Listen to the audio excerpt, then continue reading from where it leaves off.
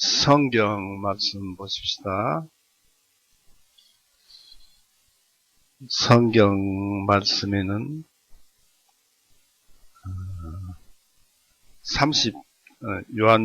마태복음 5장 38절에서 42절까지입니다. 마태복음 5장 38절에서 42절 말씀입니다. 읽어봅니다. 너희는 눈에는 눈으로 이에는 이로 갚으라 말한 바를 들었으나 나는 너희에게 말하노니 너희는 악에게 맞서지 말라. 누구든지 네 오른 뺨을 때리거든 그에게 다른 쪽도 돌려대라. 만일 누가 너를 법에 고소하여 네 겉옷을 빼앗으려 하거든 네 겉옷까지도 내어주라. 또 누구든지 너에게 억지로 1마일을 가자고 하거든 그와 함께 2마일을 동행해 주며 내게 구하는 자에게 주며 또 내게서 빌리고자 하는 자로부터 돌아서지 말라. 기도하시겠습니다.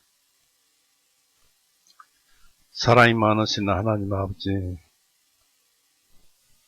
어제나 오늘이나 동일한 말씀으로 우리에게 동일하게 한없는 은혜의 복을 내려주시고 있는 줄 우리가 믿고 주님을 감사하며 주님을 따르옵니다. 주님의 말씀은 살아있고 운동력이 있어서 골수와 관절을 찔러 쪼개기까지 하신다는 그 말씀의 예리함과 또 그 능력을 우리에게 가르쳐 줍니다. 주님의 말씀은 살아있고 언제나 우리에게 역사하며 그 말씀이야말로 우리의 생명이요 우리의 모든 것이며 우리가 쫓아가야 할 말씀인 줄 압니다. 아오나 이 세상 피조물 안에 있어서는 그 말씀이 온전히 우리에게 이루어지지 않고 그저 그 말씀을 겨우 아는 정도에 그치는 줄 압니다. 그러나 우리가 천국에서 아버지를 찬송하고 또 아버지의 뜻을 행하는 것을 우리는 이 세상에서 배워가야 할 줄 압니다.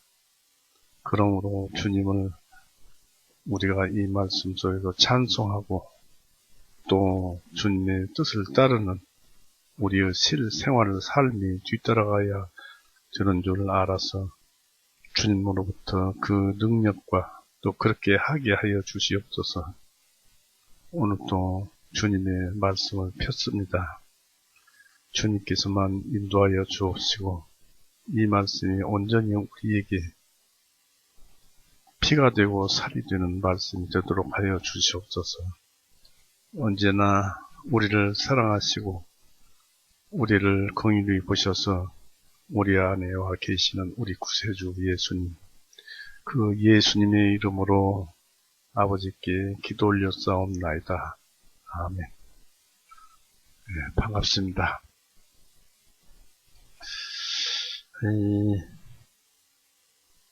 이 말씀은 이제 전체적으로 38절에서 42절 말씀은 우리가 신앙생활에 있어서 또 사회생활에 있어서 무저항에 대한 그런 것을 가르쳐 줍니다.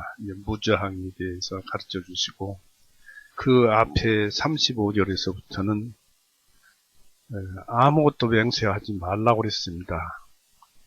사람은 피조물이고 하나님이 아니기 때문에 맹세하는 것은 하나님만 하는 것이지 사람이 하는 것이 아니라는 것, 또 사람은 지음받은 한낱 피조물에 불과하다는 것을 가르쳐 주지요. 35절서부터 한번 제가 읽어보겠습니다.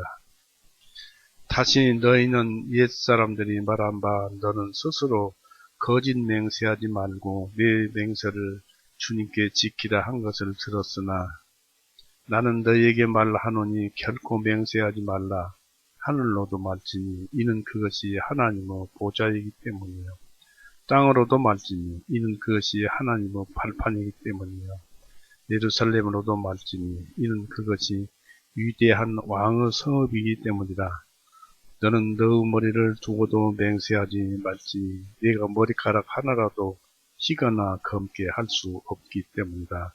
오직 너희 의사 전달로 예면 예, 아니면 아니라 말하라. 이런 무엇이든지 이에서 지나는 것은 악에서 나오는 것이기 때문이라. 이렇게 말씀을 하셨습니다. 무슨 말씀이냐면, 내가 하겠다라고 맹세하는 것은 나를 내세우는 것입니다. 우리는 하나님의 말씀에 의해서 움직이는 사람들이지, 내가 하겠다는 것은 옛날 사람, 옛사람, 구원받기 전의 사람, 그것이 이제 나라고 해서 내가 이렇게 하겠다, 저렇게 하겠다. 제가 구원받았는데도 구원받지 않는 사람같이 행동한다는 것을 우리에게 이제 주의를 시켜주고 있습니다. 그래서 우리는 맹세를 해놓고 안 지켜서는 안 되죠. 구약에서는 맹세 때문에 자기 외동딸을 번제로 드리는 그런 아주 슬픈 그런 기록이 또 나와 있습니다. 오늘 말씀에서는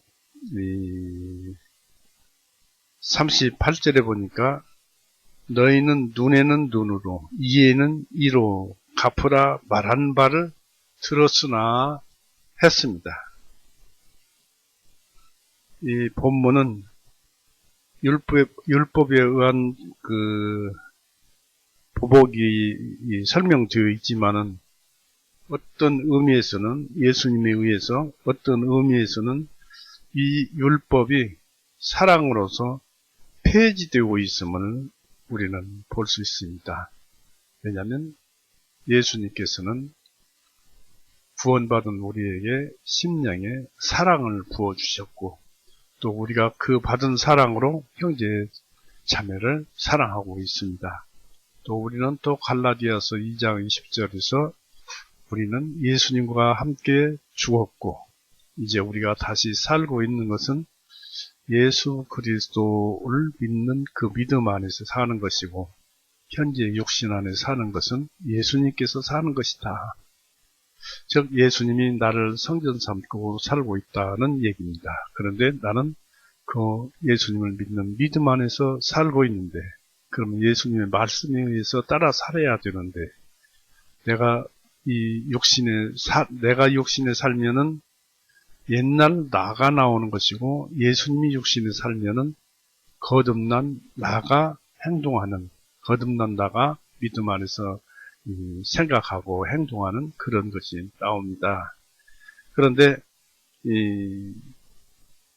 여기서 보니까 눈에는 눈으로 이에는 이로 갚으라 하는 말을 들었으나 라는 말씀을 하시지요. 그러니까 예수님께서 믿음 안에서 나와 함께하는 그 믿음 안에서는 그렇게 할 수 없다. 이 보복을 할 수가 없다는 것입니다. 그런 뜻이 이제 이렇게 38절에 기록되어 있습니다. 이 법은 이 구약율법 이 법은 만약 남을 손상시켰을 때 이 구약은 어떻게 이제 하라고 했는가를 그 본문에서는 예수님은 단지 눈에는 눈으로 말한 바를 너희가 들었으나로 말씀하셨습니다. 이 표현은 앞에서 이혼에 대한 명령에서 조상들에게 말한 바는 율법이죠. 하나님께서 말씀하셨으니까. 또는 나는 너희에게 말하노니라는 구절과 다릅니다.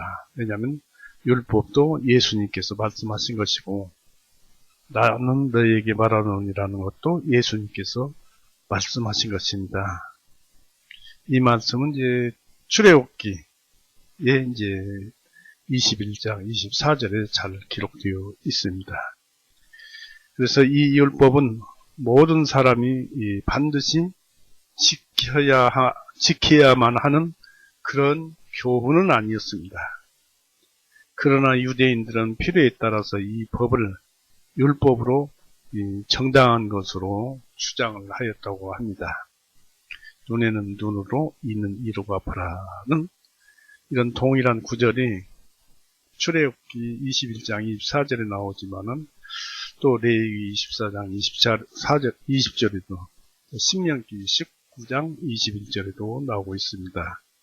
이 구절들에서 보면은 그런 일은 예수님께서 공연히 칼을 가지지 아니하고 곧 하나님의 사자가 되어서 진노하심을 위하여 보응하는 자로서 바로 재판관들이 하는 일로 예수님께서 표현을 하고 있습니다.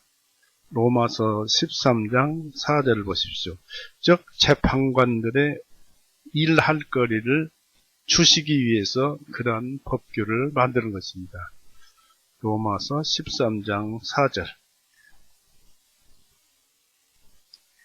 이는 그가 네게 선을 이루기 위하여 하나님의 사역자이기 때문이라. 그러나 만일 네가 악한 일을 행하면 두려워하라. 그가 헛되이 칼을 가지고 다니지 아니하나니 했습니다. 그러니까 이런 율법으로 해서 이에는 이로, 눈에는 눈으로는 라는 말씀이 율법이 주어졌지만 그것은 꼭 지키라는 것이 아니고 재판관들에게 맡겨서 그 법을 행하라는 것입니다. 그것이 바로 예수님의 법칙이요 예수님의 말씀입니다. 지금 예수님은 그 율법을 그렇게 풀고 있습니다. 해석을 해주고 있습니다. 그래서 이 율법은 한 손으로 남에게 손해를 주는 것에 대해서 두려움을 주고 또 다른 손으로 그들에게 해독을 끼치는 것을 막기 위해서 손발을 끊어버리는 그런 경우에 가하는 형벌에 관해서 유대의 재판장들에게 지시한 것이었고 그렇게 함으로써 피해자가 적정한 것보다 더 큰 형벌에 대해 주장할 수 없도록 하기 위한 것이었습니다. 바로 예수님께서 그렇게 하게 하기 위해서 이 율법을 기록해 놓았다라는 말씀입니다. 그러니까 세상의 율법도 어찌 보면 재판관들이 마음대로 재판을 하는 것 같아도 예수님께서 정하신 법이고 또 그들에게 그것을 행하게 하신 분이 예수님이기 때문에 그들이 예수님의 법을 집행한다고 볼 수가 있는 것입니다. 그래서 눈에는 그리고 또 이것은 예수님께서 그렇게 지시한 것이고 또 그렇게 함으로써 피해자가 말씀하신 그 율법보다 적정한 것보다 더 큰 형벌에 대해서 주장할 수 없도록 하기 위한 것이었습니다.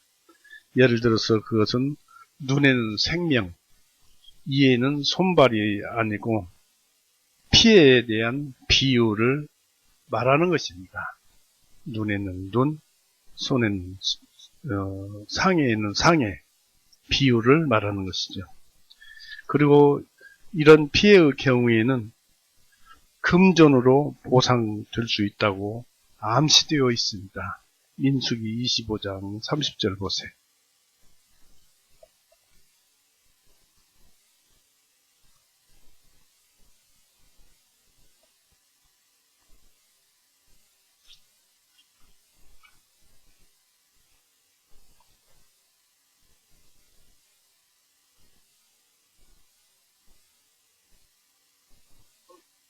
민수기 35장을 보세요.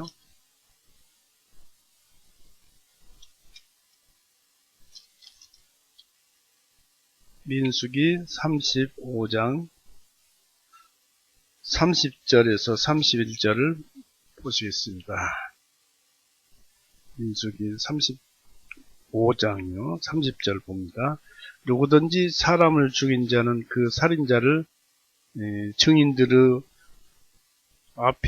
증인들의 입에 의하여 죽일지니라. 그러나 한 사람의 증인이 그의 입만으로는 어떤 사람을 죽음에 이르기까지 증거하지 못하리라. 또한 너희는 살인죄를 범한 살인자의 생명의 배상을 받지 말고 그를 반드시 죽일지니라 했습니다. 여기서 보면은 또한 너희는 살인죄를 범한 살인자 했는데 이건 고살죄입니다. 고음죄.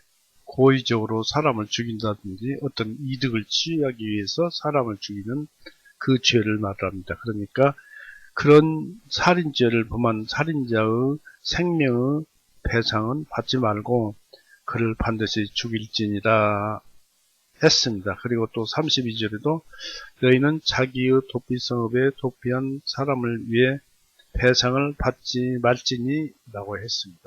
이처럼 어떤 죄에 대해서는 돈으로 해결할 수 있는 방법이 있다고 여기에 이제 기록을 해 놓은 것입니다.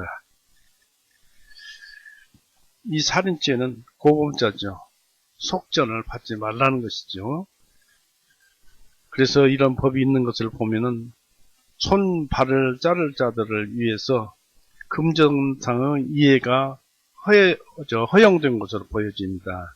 손발을 자르는 대신에 어떤 재물을 줌으로써 그 형벌과 바꾸는 것이죠.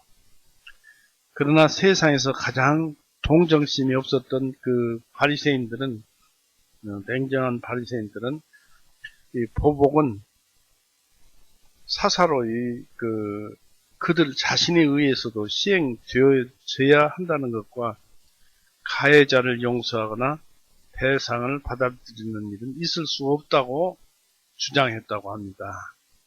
당시 로마의 통치하에 놓여 있어서 유대의 사법적인 법이 땅바닥에 떨어져 있었지만은 여전히 거칠거나 가혹하게 보이는 어떤 형벌에는 그 유대인들이, 바리새인들이 열심이었다고 합니다.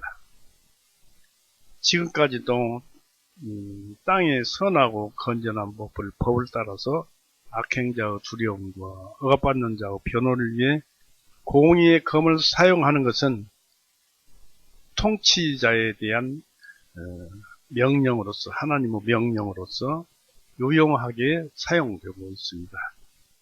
또한 과부의 그 원수를 갚아주려 하지 않았던 재판관은 하나님을 두려워하지 않고 사람을 무시하였습니다. 그러나 약탈이나 폭력을 억제하고 무리를 보호하기 위해서 죄에 대한 경중을 따져 적당하고 현명하게 규정하는 것은 입법자에게 한 규칙으로 유효하게 사용되고 있습니다. 결국 이것은 무엇이냐면 하나님의 말씀이 그들에게 역사해서 재판을 하고 결과를 내놔서 모든 것을 해결했다는 것을 생각을 해야 될 것입니다. 이 타인이, 물론 이제 성경에서 보면은 타인이 자신에게 손상을 입혔을 경우에 신약은 이것에 대해서 어떻게 교훈하고 있는가입니다. 그것은 그 자신이 할 일은 불평이나 투덜거리지 말고 자기에게 가해진 손상을 용서해 주라는 것입니다. 공적인 것에서는 반드시 필요한 그 보상에 대한 형벌을 더 이상 주장하지 않는 것입니다. 이 공적으로 형벌을 재판은 결과를 내렸는데 그 사람 형벌이 적다 해서 더 형벌을 가해야 한다고 주장하지 말라는 것입니다. 그것은, 이 교훈은 예수님의 온유함과 그의 멍에, 사랑, 그 멍에의 유순함이 일치됩니다. 그리스도는 여기서 두 가지 일에 대해서 가르치고 있습니다. 우리는 어떤 일에 대해서 손해를 봤으면 복수심에 불타서는 안 된다는 것입니다. 39절 보세요.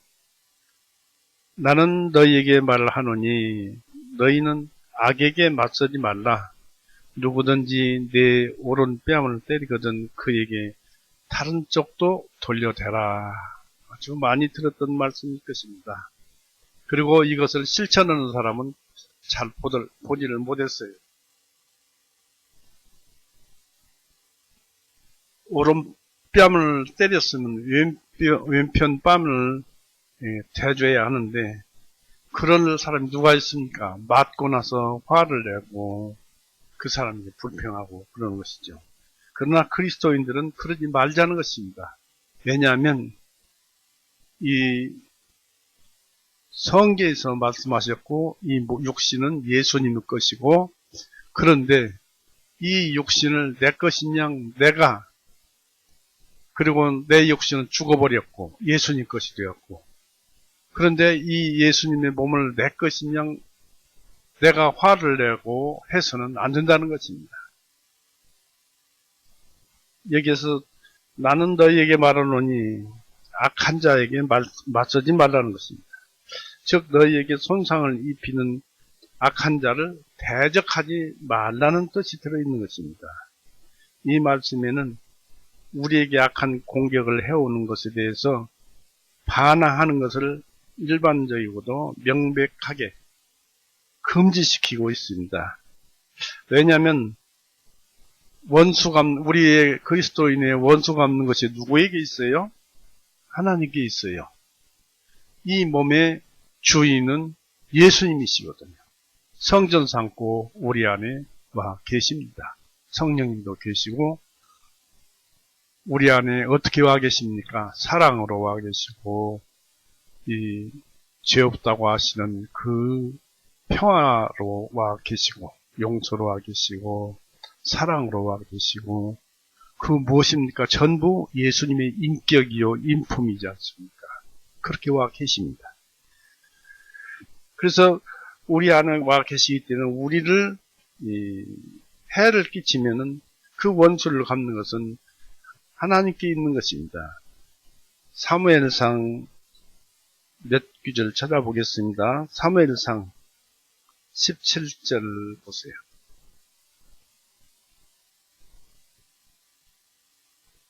사무엘상 17절 47절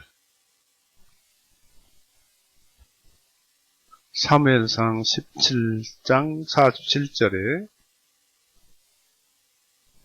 또 이 모든 무리가 주님께서는 칼과 창으로 구원하지 아니하시는 줄을 알게 되리니 이는 전쟁은 주님께 속한 것인즉 그분께서 너희를 우리 손에 주실 것이기 때문이라 하니 했습니다. 그러니까 주님께서는 칼과 창으로 구원하지 아니하시니 힘과 어떤 폭력으로 하지 아니하시고 예수님은 능력에 의해서 권능에 의해서 하시는데 그러나 그런 것들은 주님께 속한 것이다. 그러니까 원수 갚는 것이 주님께 속한 것이라는 것입니다. 그리고 로마서 12장 보세요. 로마서 12장 19절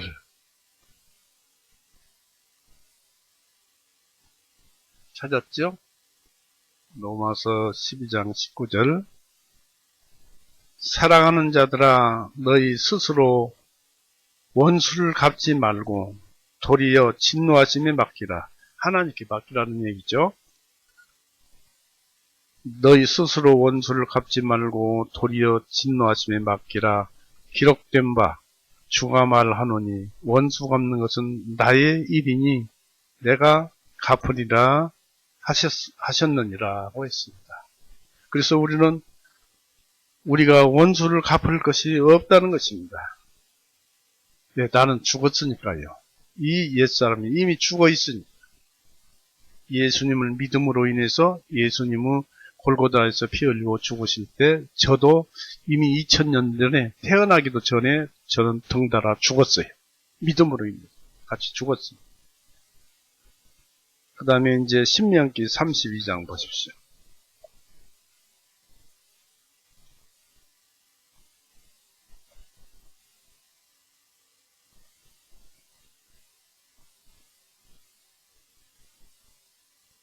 신명기 32장 35절 신명기 32장 35절입니다.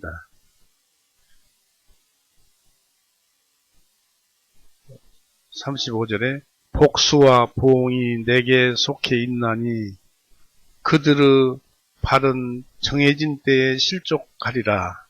그들의 재앙의 날이 가까웠으니 그들에게 임할 일들이 속히 될 것이며.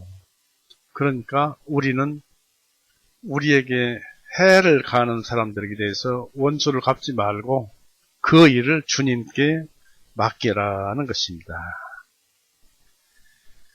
그래서 이런 원수 갚는 것이 하나님께 있기 때문인 것인데, 이것은 권력을 잡고 있는 자들에게 거슬리는 것을 금지시키는 것과 같습니다. 로마서 13장 2절에 보니까, 그러므로 누구든지 권세를 거역하는 자는 하나님의 정하심을 거역하는 것이니 거역하는 자들은 스스로 정죄를 받게 되리라 했습니다. 그래서 우리는 중앙정부에서 우리가 우리를 보호하기 위한 법이라든지 이런 것들은 우리가 그것을 지키는 것이 편안해요. 신앙의 법에는 맞지 않을지라도 하나님께서 내려주신 권세니까 그런 것에 우리는 순종하는 것이 낫습니다. 왜냐하면 그 법이 무엇을 뜻하느냐면, 정부에서 억제하고 하는 법이 무엇을 뜻하느냐면 하나님께서 우리의 원수를 갚아주는 것과 같다라는 뜻입니다. 그래서 우리는 원수에게 그 악행을 갚지 말고 그 하나님의 이 원수 갚는 것에 맡기라는 것입니다. 자연히 우리에게 굉장한 위해가 가해졌을 때는 내가 아니라도 주변에서 그 법을 집행하는 자들이 원수를 갚아주기 마련입니다. 그래서 맞서지 말라는 것은 자기 보호의 법이나 또 우리가 그 가족에 대한 배려를 폐지하는 것은 아닙니다. 만일 우리의 안전에 꼭 필요하다면 악을 피하거나 안전을 해치는 것에 대항할 수 있습니다. 그러나 우리는 악을 악으로 갚아서는 안 되고, 원한을 품거나 보복을 하거나 우리를 불친절하게 대하는 자들에게 안갚음을 하려고 해서는 안 됩니다. 우리는 그런 사람들을 용서함으로써 초연해야 됩니다. 성경에서는 그렇게 얘기를 합니다. 잠언서 20장 보세요.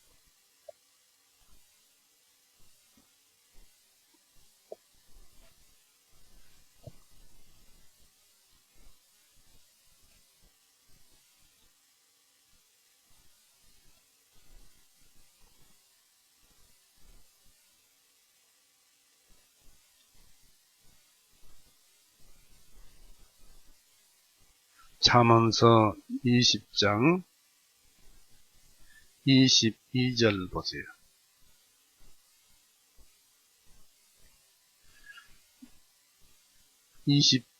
잠언서 20장 22절.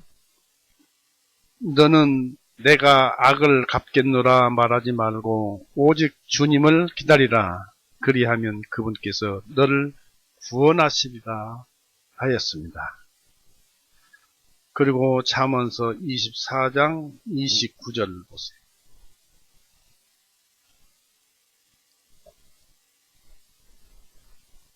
(24장 29절) 그가 나에게 하였던 것 같이 나도 그에게 그렇게 하여 주리라.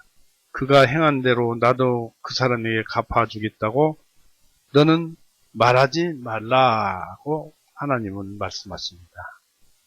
또 잠언서 25장 21절에서 22절 보시겠습니다. 만일 내 원수가 굶주리거든 그에게 먹을 빵을 주고 만일 그가 목말라 하거든 물을 주어 마시게 할지니 이는 네가 그의 머리 위에 숯불을 쌓는 것이 되기 때문이니 주님께서 네게 보상해 주시리라 했습니다.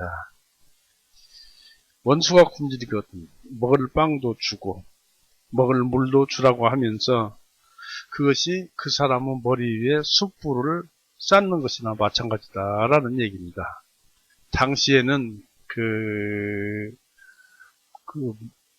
불씨가 각 집집마다 불을 피워서 화덕에 불을 피워서 빵을 구워서 먹었었는데 그 사람들이 그 불씨가 떨어지면은 굉장히 고통스러웠답니다. 불씨를 어디서 얻어야 하니까. 그러니까 어느 집에 가서 불씨를 얻어다가 자기 집에 화덕에서 빵을 구워 먹었는데 그 불씨를 조금만 가지고 가면은 중간에 가다가 꺼져버릴 수도 있고 또 어느 정도 주었다 해도 집에 가면은 그 불을 피우지 못하고 꺼지게 하는 수가 있기 때문에 좋은 일을 하는 것은 불씨 하나를 더 얹어준다는 얘기입니다. 그런 뜻이지 그 사람이 미워서 머리 위에다 불씨를 얹어서 그 사람을 태우라 그런 뜻은 아니에요. 더욱 더 그 사람에게 줄 것을 더 주라는 것입니다. 그런 뜻이에요. 은혜를 더 베풀라는 뜻입니다. 우리가 이런 것에서도 보면 이게 이렇게 하시는 것이 하나님이니까 지금 우리에게 하나님이 그렇게 행하고 계세요. 얼마나 은혜를 살면서 몰라도 은혜를 받고 있는 것입니다. 갈라디아서 5장 한번 보십시오.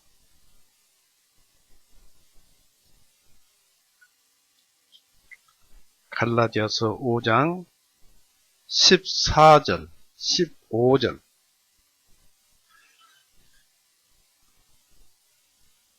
이는 모든 율법이 너는 내 이웃을 내 자신과 같이 사랑할지니라 하는 이 한 말씀 안에 성취되어 있기 때문이라.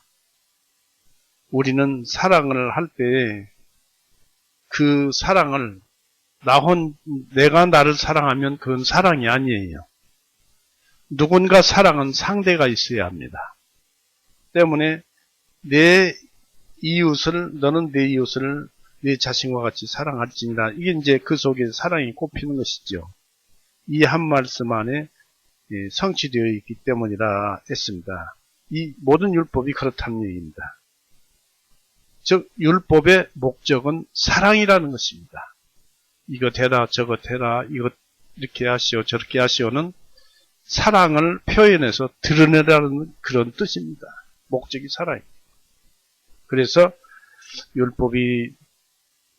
이는 율법이 너는 내 이웃을 내 자신과 같이 사랑할지니라 하는 이 한 말씀 안에 성취되어 있기 때문이다 하시면서 15절에 그러나 만일 너희가 서로 물어뜯고 삼키면 서로에게 소멸되지 아니하도록 주의하라.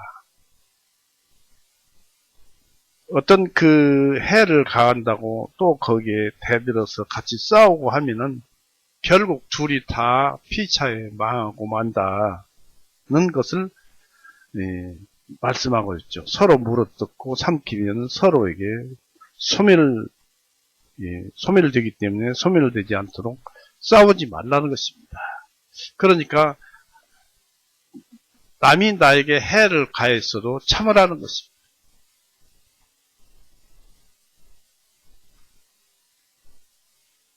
복수법은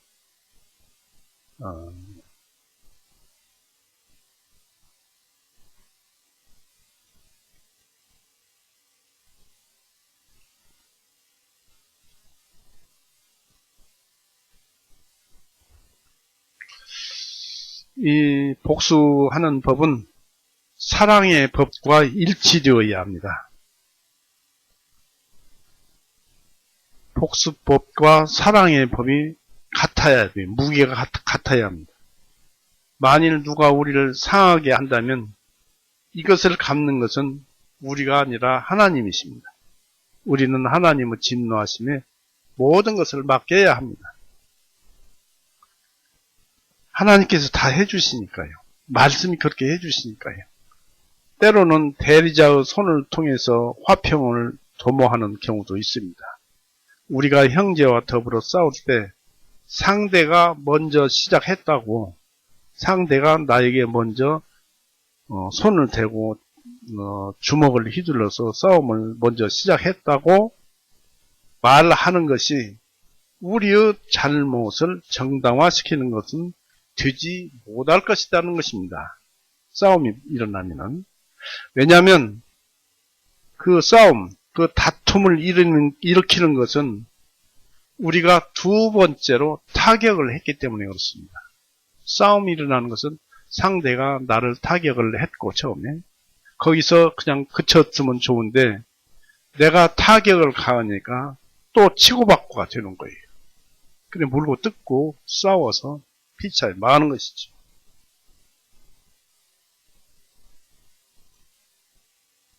그래서 우리가 손상을 입었을 때 그것이 우리가 상대에게 타격을 가하는 정당한 이유가 되는 것이 아니라 상대를 용서함으로써 우리들 자신이 그리스도의 참된 제자들임을 보여줄 수 있는 기회가 되는 것입니다. 이 하나님께서 우리 육신을 예수님께서 성전 삼고 계시는 이 육신을 안에서 계시게 하시면서 내가 예수님을 믿는 믿음 안에서 살면서 육신과 함께 사는 삶은 나에게 이 하나님의 말씀에 순종하고 그 다음에 하나님께서 그렇게 은혜를 주신 것에 대해서 찬송하고 찬미하게 하기 위해서 아직 내가 죄에 있을 육신이 죽어야 하지만은 이렇게 살아서 움직이는 것은 그런 뜻입니다. 그것이 우리의 열매이고 천국에서 이 땅에서 배워서 천국에서 하나님께 순종하고 찬송드리는 그것을 배워가는 것입니다.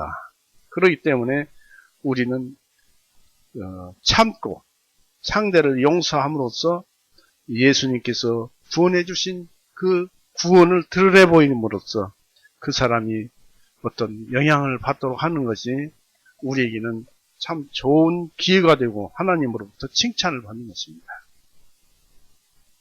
예수님은 세 가지 일들에 대해서 자세히 교훈하심으로써 그리스도인들이 자신을 괴롭히고 있는 자들과 다투지 말고 인내심을 가지고 그들에게 굴복해야 한다는 것을 보여주고 있습니다.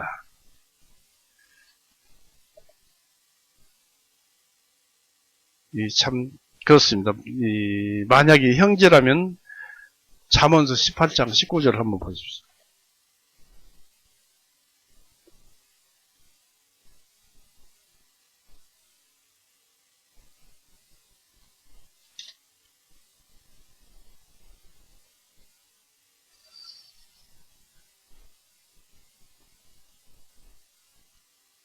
즉 그리스도인끼리라면 형제들끼리 참 그리스도인끼리 싸웠다면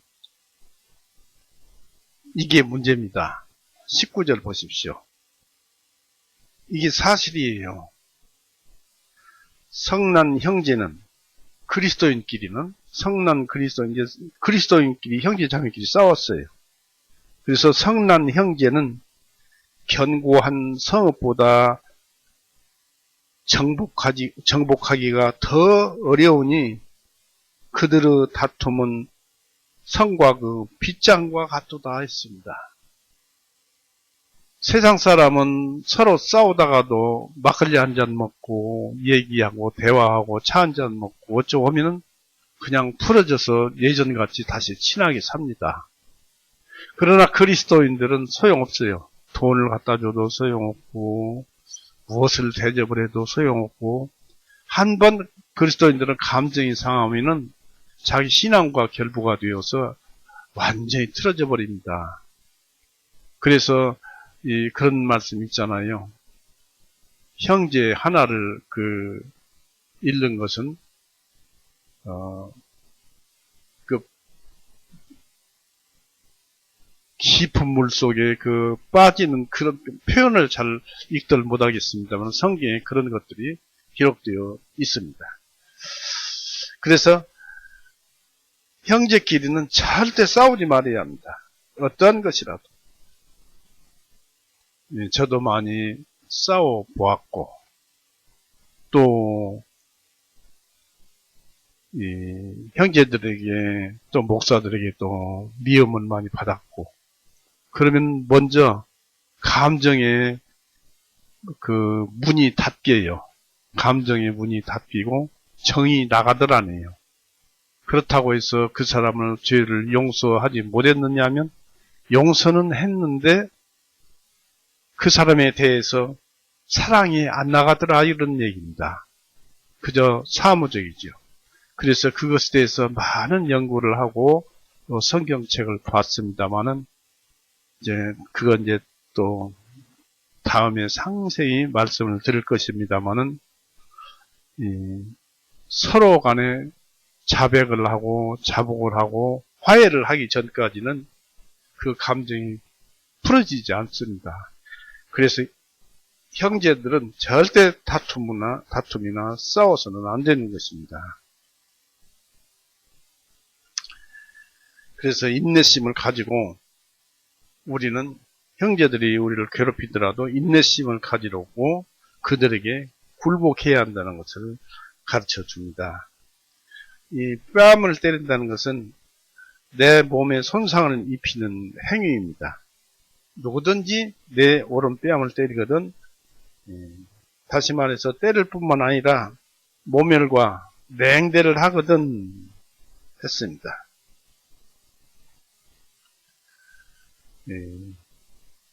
고린도후서 11장 20절 한번 보십시오.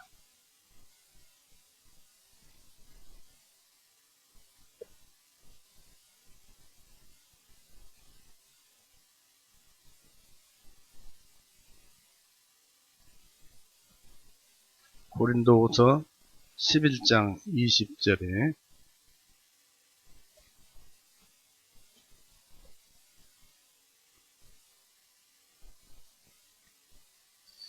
누가 너를 종으로 삼거나 너희를 섬기거나 너희에게 빼앗거나 자신을 높이거나 너희 얼굴을 쳐도 너희는 용납하는도다 했습니다.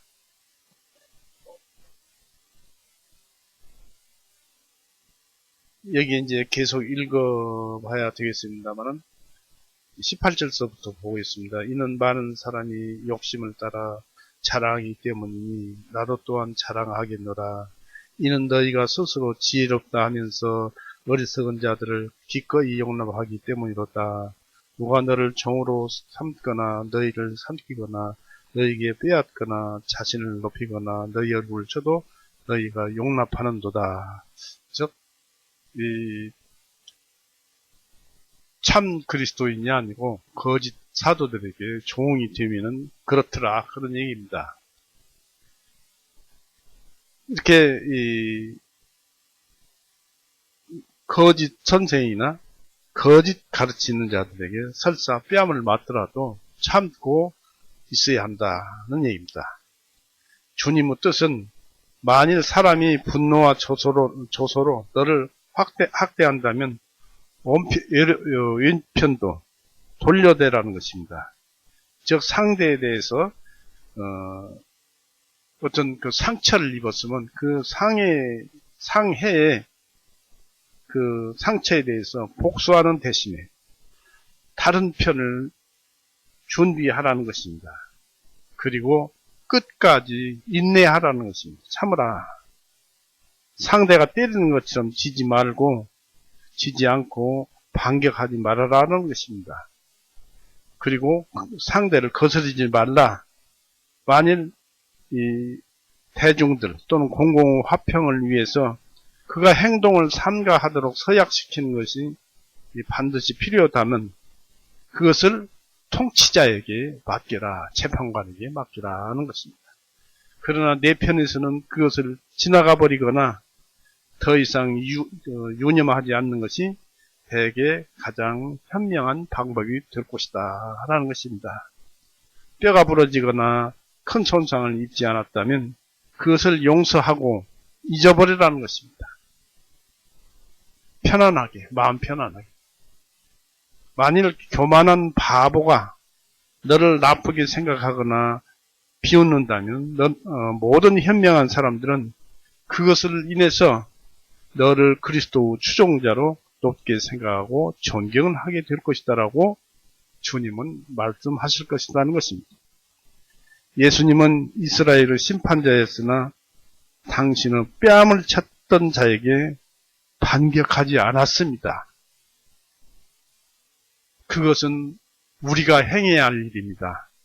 우리는 죽을 때까지 예수님께서 행하신 것을 그대로 따라서 행하면서 살다가 죽어야 합니다.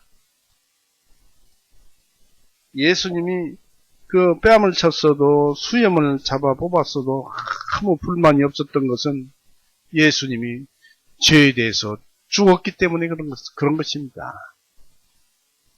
혼으로도 영으로도 또 육신으로도 죄에 대해서 상관이 없어요. 죽은 사람은 말이 없는 거예요.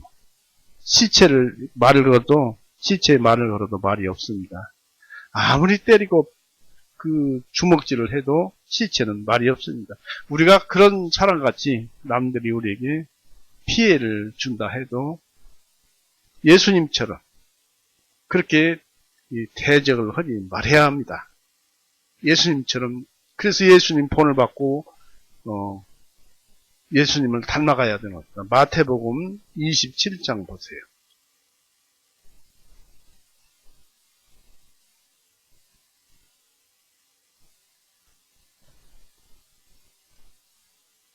마태복음 27장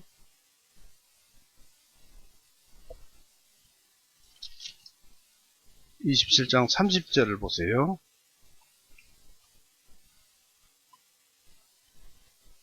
30절에 주님께 침을 뱉으며 갈대를 빼어사 주님의 머리를 치더라. 그들이 주님을 조롱한 후에 그들이 겉옷을 벗기고 주님의 옷을 입혀 나무에 달아 못 박으려고 끌고 나가니라.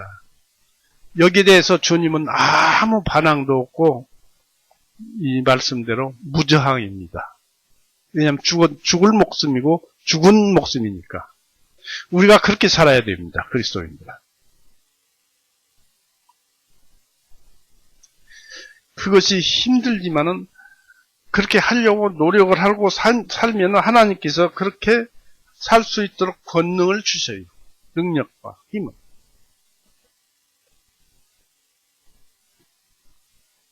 안 되더라도 최선을 다해봐야 합니다.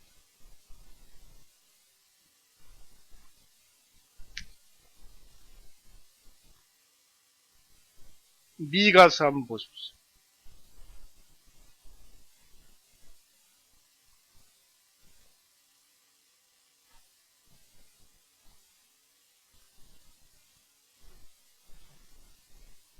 미가서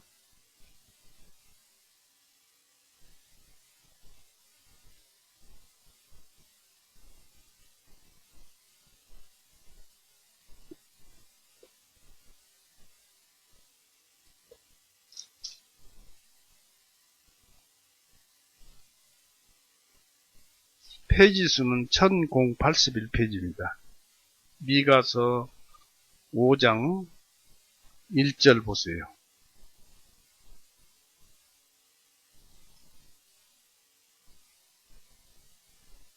미가서 5장 1절 오 군대들의 딸이여 이제 너는 군대들로 모일지어다. 그가 우리를 대적하여 포위하였으니 그들이 막대기로 이스라엘의 재판관의 뺨을 치리로다. 벌써 예언되어서 아까 마태복음 27장에서 예수님께서 갈대로 그 가시관을 쓴 머리를 쳐서 피가 더 흐르게 했던 것입니다. 그래도 예수님은 아무 반항도 없으셨고 욕 한마디도 없으셨습니다. 왜냐하면 예수님께서 그런 형벌을 받으실 때 십자가에서 십자가 나무 위에서 피를 흘리고 갈대로 예수님께서 그 가시관 위에 쳤을 때 욕을 한다든지 하면은 우리의 죄가 그만큼 용서가 안 되고 아예 용서가 안 되어 버립니다. 우리의 모든 죄를 다 가져가시기 위해서 한 푼이라도 남기지 않기 위해서 모든 수모를 다 당하신 분이 예수님입니다. 그로 인해서 우리가 죄사함을 받은 거예요. 그러니까 우리는 그분의 그 향기를 품어내야죠.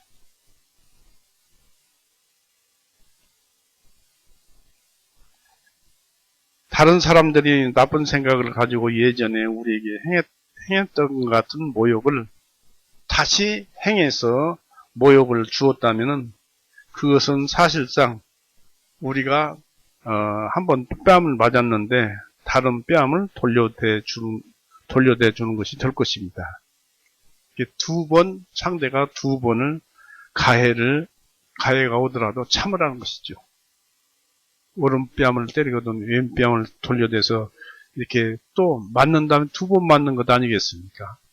어떤 사람이 나에게 똑같은 그 피해를 한번 주고 다시 또 피해를 준다면 그것도 참으라는 거. 두 번째까지 참으라는 것입니다. 그 이상도 참을 수 있으면 참아야죠. 사실상 그것은 우리가 다른 뺨을 돌려대주는 것이 된다 이것입니다. 그러므로 반복해서 뺨을 때렸다 해도 마음에서 동요를 일으키지 말고 우리가 할 일을 계속하면서 모든 것을 하나님과 하나님의 섭리에 맡기도록 해야 할 것입니다. 하나의 피해를 복수하면은 또 하나의 피해를 입게 될 것입니다. 상대가 나에게 해를 끼쳐서 내가 복수를 하면은 상대는 또 복수를 하려고 합니다. 복수는 연속성이에요. 또 피해를 끼칠 것입니다. 그런데 그것을 용서하면은 또 다른 하나의 피해를 막을 수 있는 것입니다. 저항하면은 더욱 격노할 자를 또 그들에게 순복해주면은 스스로 굴복하고 많은 자도 있습니다. 잠언서 25장 22절 보십시오.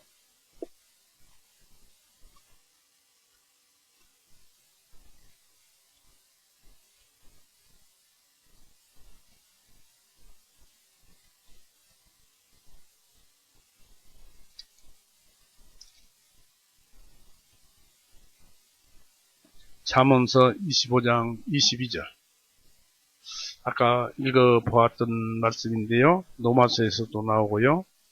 이는 내가 그의 머리 위에 수포를 쌓는 것이 되기 때문이니 주님께서 내게 보상해 주시리라 했습니다. 그러니까 원수를 더욱더 사랑하고 원수에게 나에게 원수가 되었다 해서 그냥 도와두거나 그러지 말고 오히려 순복하는 것이 오히려 그들이 우리에게 굴복하는 것이 되는 수가 있다 이것입니다. 어떤 것이든지 우리에 대한 보상은 예수님의 손에 달렸습니다. 아무리 우리가 이 원수를 갚는다, 무엇을 되찾는다, 발버둥 쳐도 예수님께서 그것을 이루어주지 않느냐 하시면은 이루어지지 않는 거예요. 그렇기 때문에 어떤 것이든 우리에 대한 보상은 예수님 손에 달려 있으니까 우리는 이렇게 꾸준히 견디는 수치를 참고 당해야 할 것입니다. 그리고 예수님은 그것을 참았으면 참은 대로 우리에게 영원한 영광으로 갚아주실 것입니다.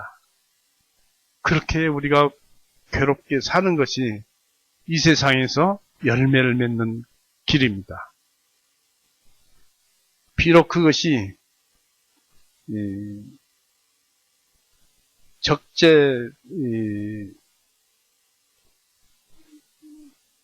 그것이 직접 타격을 받은 것이 아니라 할지라도 우리는 양심 때문에 또는 주님의 본을 따라서 조용히 참여해야 하는 것이라면 그것은 바로 주님을 위한 고난 때문인 것입니다. 주님을 배워가는 것이고 닮아가는 것입니다. 히브리서 13장 보세요. 우리는 주님을 닮는 것이 곧 그 끝은 무엇이냐면 사랑을 꽃피워내기 위해서입니다. 상대가 괴롭혀도 참고 인내하고 순종하는 것은 사랑 때문에 그렇고, 상대가 아무리 뭐라고 해도 거기에 대꾸하지 않고 인내하고 참는 것은 오직 사랑 때문에 그렇습니다. 그것을 하게 되면은 우리 속에 사랑이 더 커지고 싹이 터서 더 커지기 마련입니다. 그래서 우리는 히브리서 13장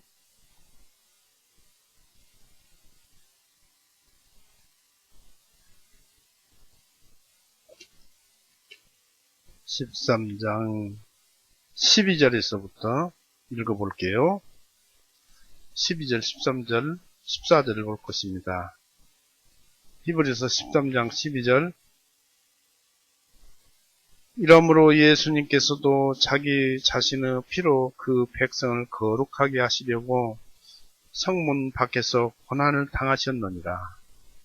그러므로 우리도 그분의 치욕을 짊어지고 진영 밖에 계신 그분에게로 나아가자.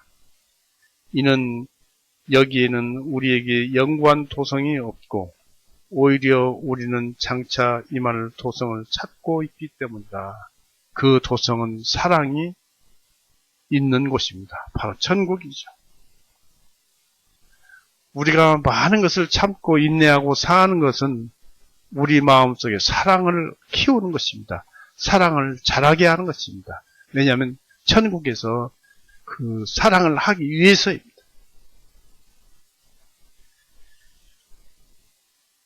다음에 이제 다시 보십시다. 마태복음 5장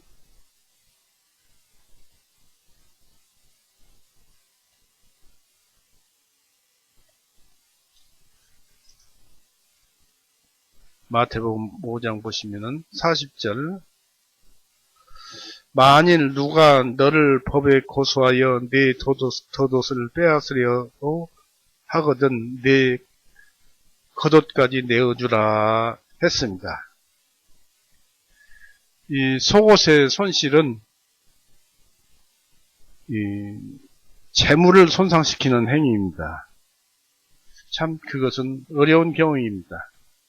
내 것을 빼앗아 가는 것이니까. 속옷을 내놔라. 그러면 겉옷도 내주라. 겉옷도 내어주라는 얘기입니다. 큰 손상에 대해서 법적인 소송이 행해지는 것은 흔히 있는 일입니다. 비록 재판관이 의롭고 신중하다고 할지라도 맹세나 서약에 아무런 도덕관념이 없는 사악한 사람은 법적인 절차에 의해서 등 뒤로 속옷을 강제로 벗기는 일은 능합니다. 법을 이용해서. 그러므로 그런 일을 이상히 여기지 말라고 하였습니다. 빼앗기는 것이 있으니까 빼앗겼으면 빼앗기는 대로 빼앗겨 버리라 이것입니다. 베드로전서 4장 12절 보십시오. 이게 바로 무저항주의입니다. 베드로전서 4장 12절, 13절.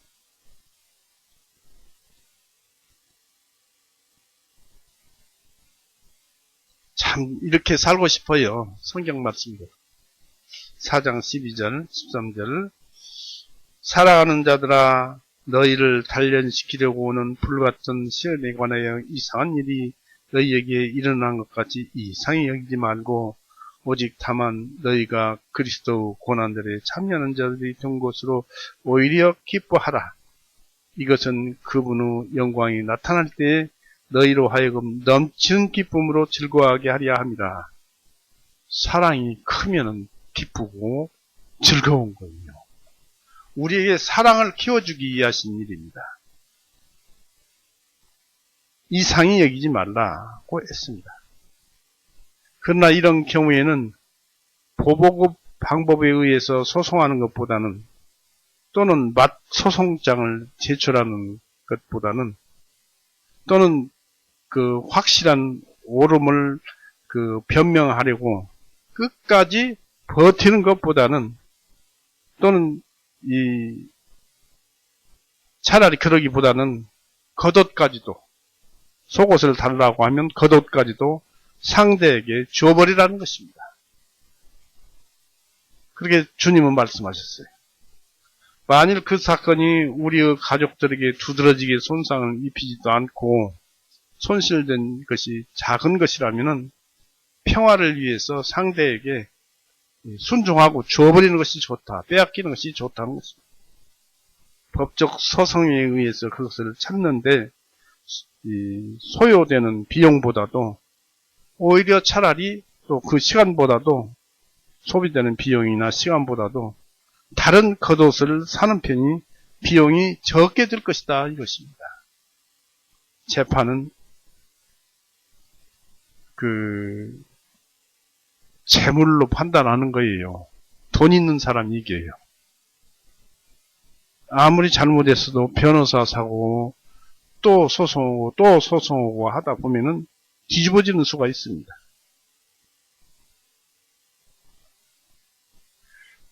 그래서 만일 그 공정한 수단에 의해서 그것을 얻을 수 없다면은 상대에게 아예 처음부터 겉옷을 넘겨주는 것이 더 나은 것입니다. 이것도 역시 참는 것이고 참는 것은 예수님을 드러내기 위해서 그런 것입니다. 바로 예수님의 사랑을 드러내는 것입니다. 이것이 그리스도의 향기인 것입니다. 그리고 이제 41절에 보면은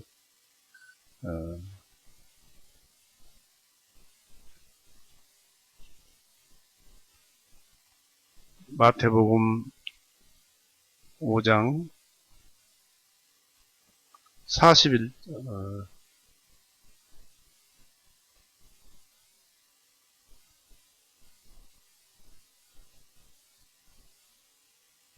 41절에 보면은 또 누구든지 너에게 억지로 1마일을 가자고 하거든 그와 함께 2마일을 동행해 주며 했는데 1마일은 1.85km 그러니까 약 2km입니다.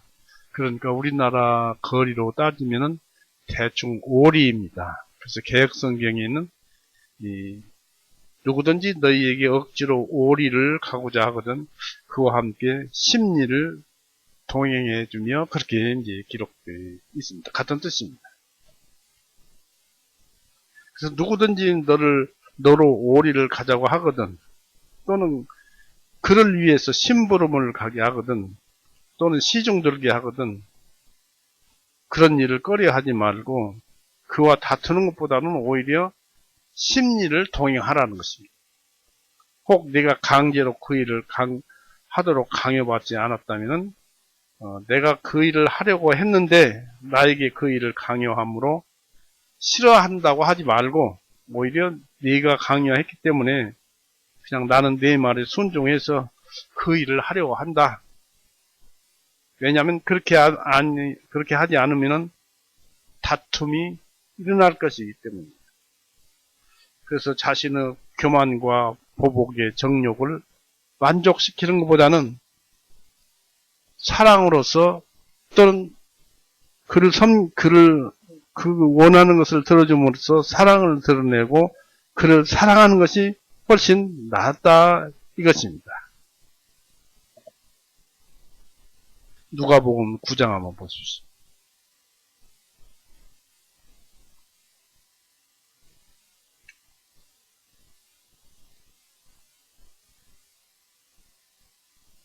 그대로 들어주는 것이 사랑하는 것입니다. 우리는 좀 영적인 것에서 좀 볼 수 있는데요. 누가복음 9장 51절에서 읽어보겠습니다. 길게 읽어볼 것입니다. 56절까지인데 한 사건이에요. 51절에 누가복음 9장 51절에 주님께서 위로 들리움을 받으실 때가 이르니 이제 골고다에서 이제 나무에 달리셔서 피 흘리고 죽으실 때가 이르니 예루살렘을 향해 가시려고 그분의 얼굴을 곧게 결심하시고 사자들을 그분 앞에 먼저 보내시니 그들이 가서 주님을 위하여 준비하려고 한 사마리아인들의 마을을 들어가니라. 이 사마리아는 유대인들하고는 상종을 하지 않았어요. 사마리아인들은 외세의 침략을 받아서 혼혈민족이에요. 그래서 유대인들은 순수민족이고, 그러니까 저것들은 유대인들의 피가 섞여 있다 하고 비아냥거리고 사마리아인들을 이방인들 취급해서 이방인들과 사마리아인들과 유대인들은 서로 거리가 있었습니다. 그런데 그 사마리아인들의 마을을 들어가니라. 그들은 주님을 받아들이지 아니하였으니, 왜냐하면 그분의 얼굴이 예루살렘으로 향하여 가시는 것 같기 때문이다. 즉 유대 사람이더라, 그런 얘기입니다. 그러니까 주님의 제자 야고보와 요한이 이것을 보고 말씀드리기를, 주님, 엘리야가 행한 것 같이 우리가 불에게 명령하여 하늘에서 불이 내려와 그들을 불살라 버리기를 원하시나이까 하니라고 이제 돌려서 말을 합니다. 우리가 불을 내려와서 저 사람들을 그냥 미우니까 태워 죽도록 하는 것을 예수님께서 원하시면 그렇게 될 테니까 원하시나이까 하니까 예수님께서 핀잔을 줍니다. 책망을 하십니다. 그러나 주님께서 돌아서서 그들을 꾸짖으시며 말씀하시기를, 너희가 어떤 영에 속해 있는지 너희는 알지 못하는도다. 이는 인자는 사람들의 생명을 멸망시키려고 온 것이 아니요 오히려 그들을 구원하기 위해 왔기 때문이라 하시고 일행과 함께 다른 마을로 가시니라 했습니다. 잘 보여주십니다. 어떤 영에 속해 있는가? 악을 악으로 갚으면은, 악을 악으로 갚는다면 마귀에게 속한 영이 된다는 얘기입니다. 그러나 악을 갚지 않고 그들의 뜻대로 돌아서 가면은 그들을 사랑한다는 것을 보여주고, 또 예수님의 목적이 구원을 해주시기 위해서, 또 그들을 사랑하기 위해서 오신 것이기 때문에 그것을 그대로 실천하셨어요. 돌아서 가셨어요. 그래서 우리는 이런 것을 행한다는 것은 교만과 보복의 정욕을 만족시키는 것이다, 이것입니다. 어떤 사람은 이런 것을 이런 의미로 해석했다고 합니다. 즉 유대인들은 가르치기를 현자의 제자들이나 법률을 연구하는 생도는 공공적인 사물을 보기 위해서 돌아다니는 데 있어서 다른 사람들처럼 왕의 관리들에 의해서 제지를 받지 않는다고 합니다. 그러니까 관공서에 들어가면 그 종교적인 일을 볼 때에는 관공서에 그냥 무소불위로 아무 곳이나 들어가서 서류를 참고한다, 이런 얘기입니다. 그런 사람들처럼 그 관리들에 의해서 제지를 받지 않는다는 그런 제도가 있었다고 합니다. 그러나 예수님은 제자들에게 이런 특권을 주장하도록 말하지 않았고, 권세들을 거스르기보다는 그들의 요구에 응하라고 하였다고 합니다. 이 모든 것을 종합하면은 그리스도인은 소송하는 것을 좋아해서는 안 되고, 사소한 그 손상을 허용되어야 하고, 그런 것들에 대해서 유념을 해서는 안 된다는 것입니다. 아까 예수님이 예루살렘에 가면서 제자들에게 나무라는 말씀이 있죠. 만일 그 손상이 우리로 상대에게 배상금을 요구케 하는 것이라면은 그것은 좋은 목적을 위하거나 보복의 생각이 없이 행해져야 하고, 비록 우리가 그들에게 손해를 입히지 않았을지라도 그들을 정중하고 상냥하게 대해야 하고, 또한 그들에게 순응해야 합니다. 그리스도인의 자세입니다. 만일 어떤 사람이 말하기를 혈기와 욕심은 이런 모욕을 도저히 그대로 지나칠 수 없다고 한다면은 그들에게 우리는 이런 것을 말을 해줘야 할 것입니다. 고린도전서 15장 50절에 보면은 혈과 육은 하나님 나라를 상속받을 수 없다라는 얘기입니다. 그래서 우리는 자비롭고 관대해야만 합니다. 우리의 이웃을 해치지 않을 뿐 아니라 우리가 할 수 있는 데까지는 선행을 베풀려고 노력해야 합니다. 42절 보십시오.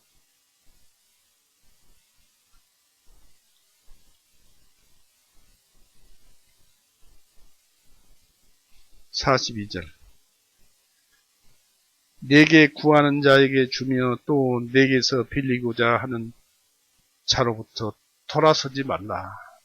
빌리는 자에게 주고 그런 자로부터 돌아서지 말라고 합니다. 우리는 주려고 해야 합니다.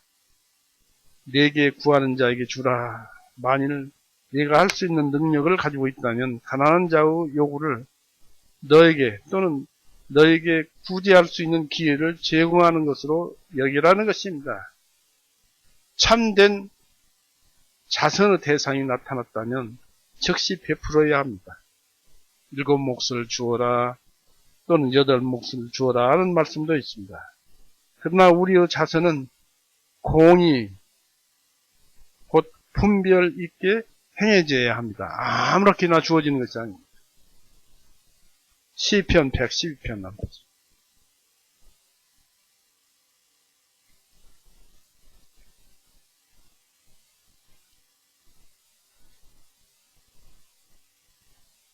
(112편) 5절.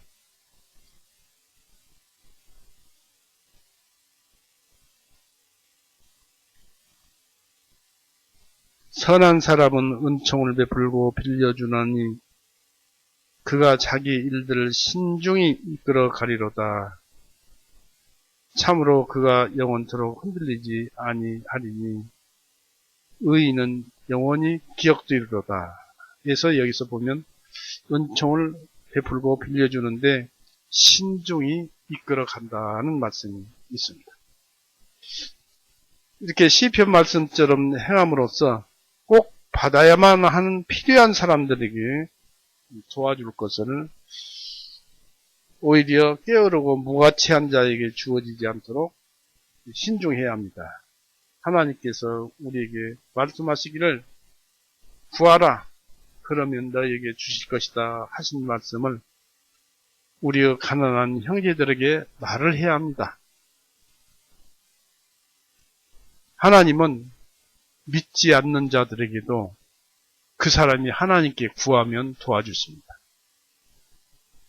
믿음이 구원받지 못한 사람이 하나님께 제가 이렇게 살기가 어렵습니다. 도와주십시오 하고 간구를 하면 그 사람을 하나님께서 도와주신다 이것입니다.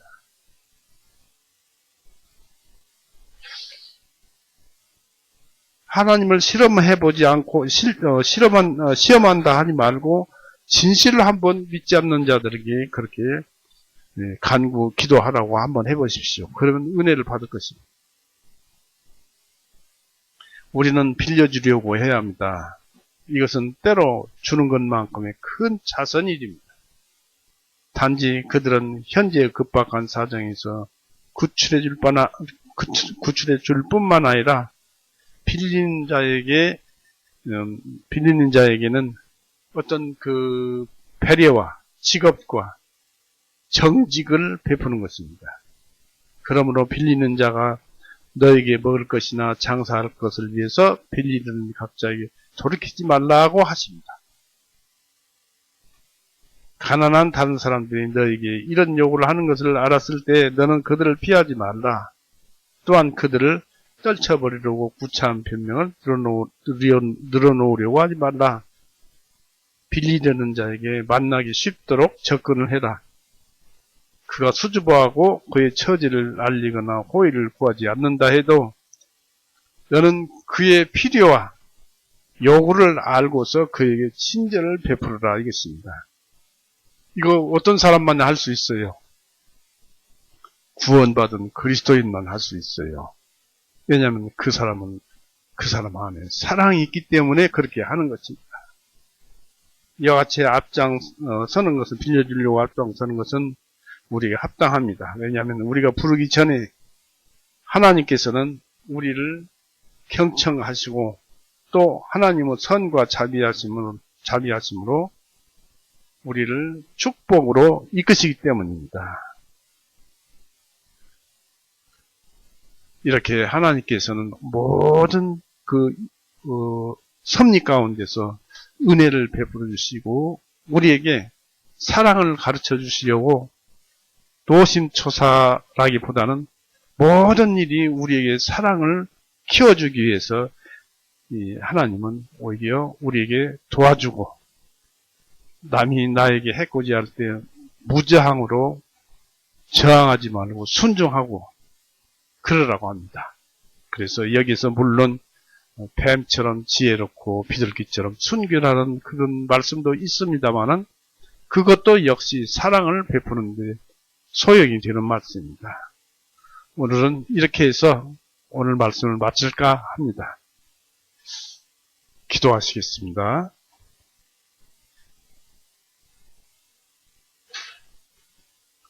사랑이 많으신 하나님 아버지, 아버지께서 우리에게 어떻게 하면 이 세상에서 사랑을 드러낼 수 있는가를 우리에게 말씀을 통해서 가르쳐 주셨습니다.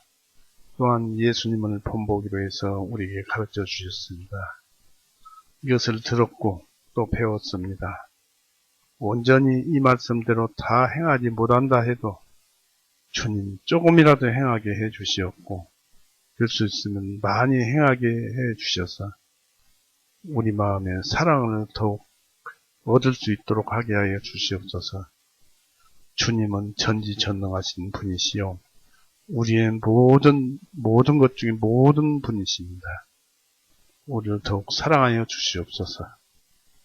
그리고 또 우리 가족 중에는 주님을 알지 못하는 자들이 많이 있고 주님의 은혜를 받아야 할 자들이 많이 있습니다. 힘들고 어렵고 고통 가운데 이 시대를 살아가지만은 그래도 주님을 붙들고 살아갈 수 있도록 말씀 한마디라도 전해서 그 귀에 들어가도록 주님께서 우리를 움직이시서 역사하도록 하여 주시옵소서. 그저 아버지만 의지하고 아버지만 붙드옵니다. 우리를 죄에서 구원해 놓으시고 이제는 우리에게 모든 것을 믿고 따르라고 하시는 우리 구세주 예수 그리스도 이름으로 아버지께 기도 올렸사옵나이다. 아멘.